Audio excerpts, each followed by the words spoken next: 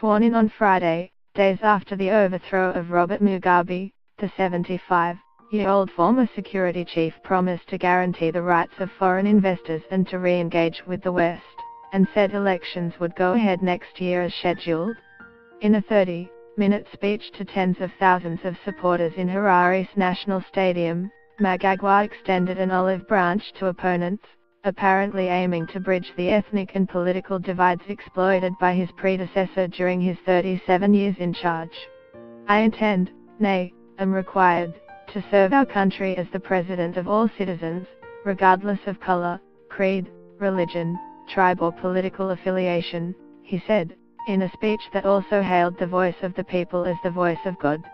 Behind the rhetoric, some Zimbabweans wonder whether a man who loyally served Mugabe for decades can bring change to a ruling establishment accused of systematic human rights abuses and disastrous economic policies.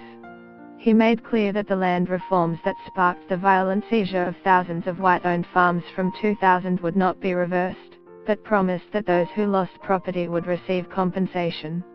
To some political opponents, the speech was a welcome change from the habitual belligerence of Mugabe and appeared to be drawing on Mnangagwa's knowledge and understanding of China as a model for running an economy.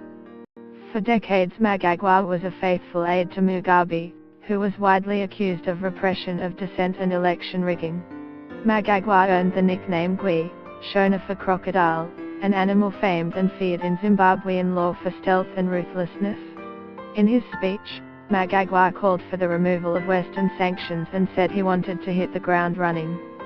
Those listening to his speech said they were prepared to give him the benefit of the doubt, but were also realistic about the chances of injecting life into an economy with 90% unemployment and banks devoid of cash.